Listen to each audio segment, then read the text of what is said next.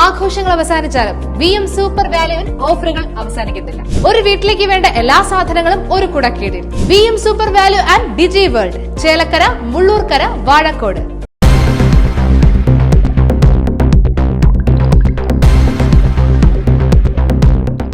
ബസ്സിൽ നിന്നിറങ്ങിയ യുവതിയുടെ കാലിലൂടെ കാർ കയറി അപകടം. ചേലക്കര ബസ് സ്റ്റാൻഡിൽ വെച്ച് ഇന്ന് വൈകുന്നേരമാണ് അപകടമുണ്ടായത്.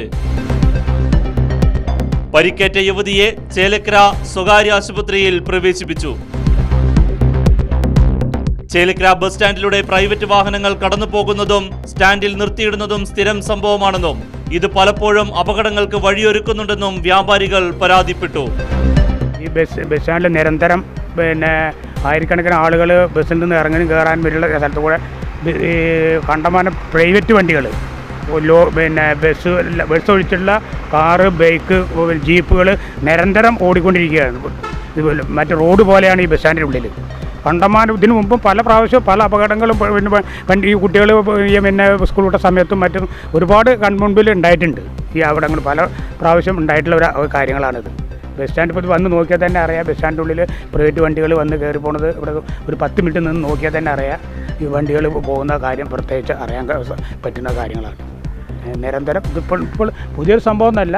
ഇന്നിപ്പോൾ ഇതൊരു സംഭവം ഉണ്ടായി. ഇതിനു മുമ്പും പല പ്രാവശ്യം സംഭവം ഉണ്ടായിട്ടുണ്ട്. വൺ വേ നിയമങ്ങൾ പോലും ലംഘിച്ചാണ് പല വാഹനങ്ങളും ബസ് സ്റ്റാൻഡിലൂടെ കടന്നു പോകുന്നതെന്നും ഇത് നിയന്ത്രിക്കേണ്ടത് അത്യാവശ്യമാണെന്നും ജനങ്ങൾ ആവശ്യപ്പെട്ടു.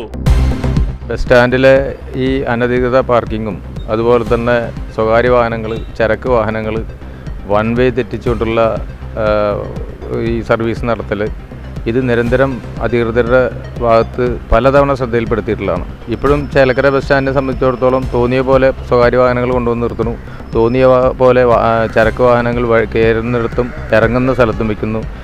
ക്രമം തെറ്റിയ രീതിയിൽ ഇറങ്ങുന്ന ഭാഗത്തുകൂടെ വാഹനങ്ങൾ കയറുന്നു, കയറുന്ന ഭാഗത്തുകൂടെ വാഹനങ്ങൾ ഇറങ്ങുന്നു. ഒരു നിയന്ത്രണമില്ലാതെയാണ്.